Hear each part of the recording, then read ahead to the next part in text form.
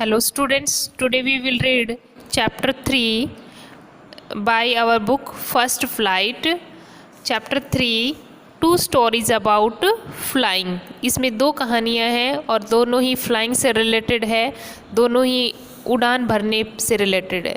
तो फर्स्ट जो हमारी स्टोरी है वो है his first flight written by Liam O'Flaherty, and second है black aeroplane written by Frederick Forsyth. Before you read, since the earliest time, humans have dreamt of conquering the skies. Conquering मतलब काबू पा लेना, डर पे जीत पा लेना।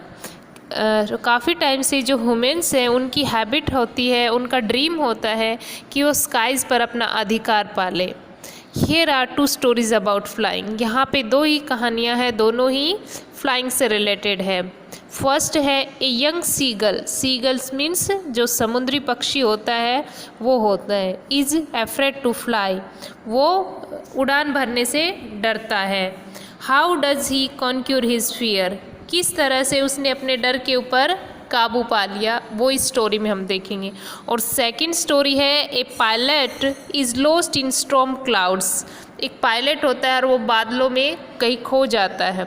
Does he arrive safe, क्या वो सेफली आ जाता है, पहुंच जाता है। हु हेल्प हिम, और उसकी कौन मदद करता है।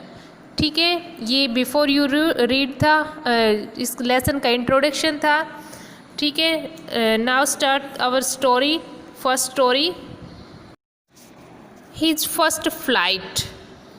The young seagull was alone on his ledge. एक यंग सीगल होता है, समुद्री बर्ड होता है जो अकेला है। कहाँ पे? लेज। लेज मतलब किनारा। A narrow horizontal self projections from A wall और here A Cliff.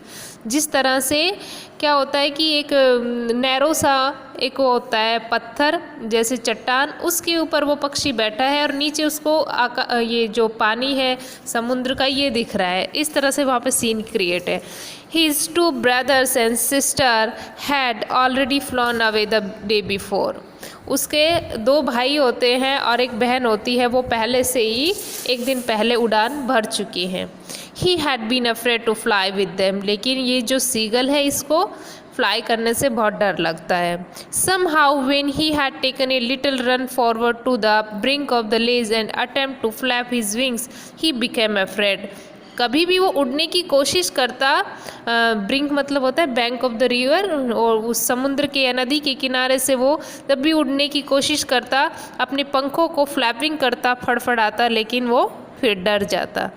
The great expanse of sea stretched down beneath and it was such a long way down, miles down. लेकिन उसको इस बात से बहुत डर लग रहा था क्योंकि समुद्र बहुत ज़्यादा गहरा था। माइल्स डाउन बहुत ज़्यादा गहरा होने की वजह से वो अपने उसको डर लग रहा था सीगल को। He felt certain that his wings would never support him. उसको लग रहा था कि मेरे विंग्स मुझे कभी सपोर्ट नहीं करेंगे। So he bent his head and run away back to the little hole under the ledge where he slept at night. और इस तरह से वो परेशान होकर, डर कर, अपनी हेड को बेंड करके रन अवे वापस चला जाता अपने लिटिल हॉल में जहाँ पे वो रात को सोता था। Even when each of his brothers and his little sister, whose wings were far shorter than his own, run to the brink, flapped their wings and flew away. यहाँ तक कि उसके विंग्स तो बड़े थे बजाय उसकी जो सिस्टर थी और उसका ब्रदर्स थे उनकी बजाय, लेकिन फिर भी वो अपने विंग्स को फ्लैप करके दूर उड़ जाते थे।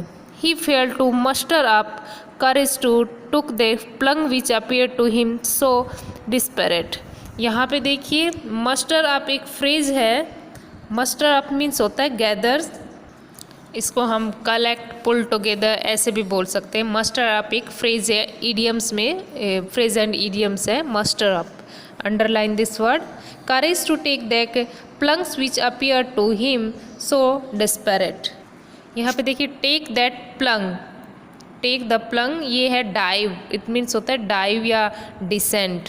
ठीक है, विच अपीयर टू सिम डेस्परेट, वो अपनी जो फैमिली है उसके साथ उड़ने का प्रयास करता, लेकिन थोड़ी देर में ही वो निराश हो जाता। His father and mother had come around calling to him shrilly, upbraiding him, threatening to let him starve on his legs unless he flew away.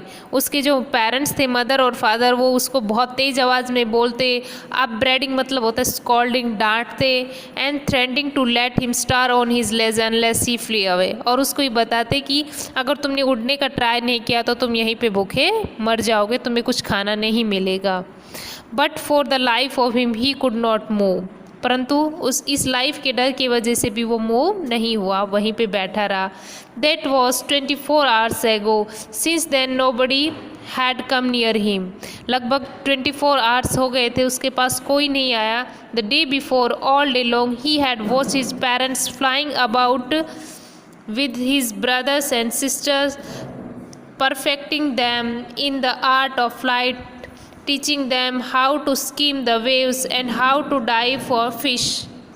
एक दिन पहले उसके पेरेंट्स थे, वो उसकी ब्रदर्स और सिस्टर को सब सिखाते रहे कि किस तरह से पानी में डाइव करना है. स्कीम मतलब होता है to move lightly just above a surface here the sea. जैसे काफ़ी बार हम लोगों ने देखा होगा कि जो सीगल्स होते हैं, सी बर्ड्स होते हैं, वो क्या करते हैं, जो वेव्स होती हैं, लहरें होती हैं, उनके ऊपर हल्के से अपने पैरों को रखते हैं और वहाँ से अपना शिकार, ये जो मछली होती है, उसको पकड़कर फिर से वो उड़ जाते हैं. तो इस तरह से वो सिखाते कि किस तरह से आपको पानी में अपना शिकार करना है.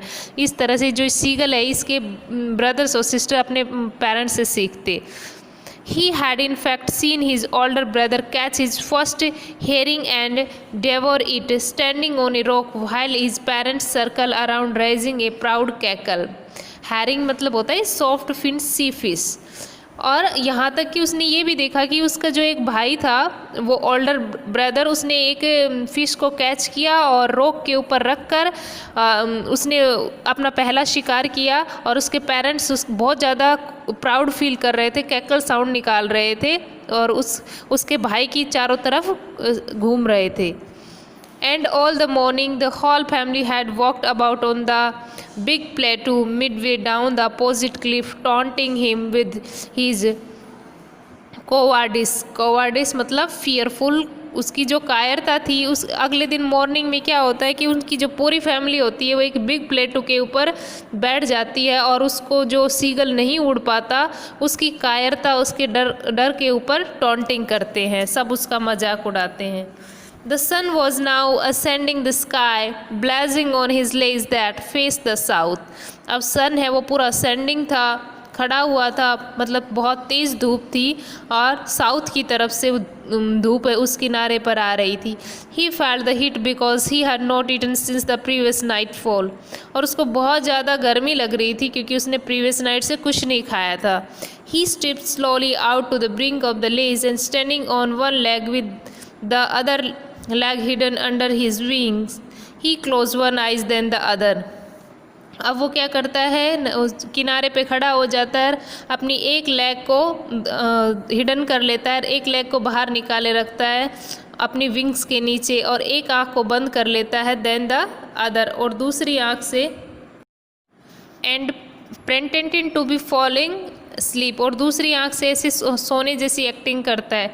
Still they look no notice of him, लेकिन फिर भी उसको देखो यहाँ पे नो नोटिस ऑफ हिम, तो टुक की जगह टेक हो जाएगा. ये भी ईडियम्स और फ्रेज है, इसको अंडरलाइन करना है. नो नोटिस ऑफ हिम मतलब उसको कोई नोटिस नहीं करता है, इग्नोर्ड, पेड नो अटेंशन कह सकते हैं हम. ऐसा करने के बाद भी उस सीगल को कोई नोटिस नहीं करता है. ही सा his two brothers and his sister laying on the plateau dozing with their heads sunk their necks. उसके जो दूसरे जो भाई होते हैं और बहन, वो भी उस प्लेटो के ऊपर लेटे होते हैं. डोजिंग मतलब हल्की ऊँग लेना, और अपने हेड को छुपा के अपनी नेक को अपने विंग्स में अपने हेड को छुपा लेते हैं, मतलब नेक को नीचे कर लेते हैं और डोजिंग लेते रहते हैं, ऊँग लेते रहते हैं. His father was preening means होता है making an effort to maintain feathers. आप लोगों ने काफ़ी बार देखा होगा ना कि अपनी जो बीक होती है, चोट से जानवर अपने फीदर्स को सही करते रहते हैं. तो ऐसे ही उसके फादर है, वो फीदर्स ऑन वाइट बैक, अपनी बैक को ठीक करते रहते हैं. Only his mother was looking at him, केवल उसकी मदर ही उसको देख रही थी. She was standing on a little high hump on the plateau, और वो कहाँ पे खड़ी थी, एक हम्प मतलब होता है उठी हुई जगह, वहाँ पे प्लेटो की एक उठी हुई जगह पे खड़ी हुई होती है। Her white breast thrust forward, और उसकी वाइट ब्रेस्ट है वो दिख रही थी। Now and again she tore at a piece of fish that lay at her feet and then scraped each side of her beak on the rock।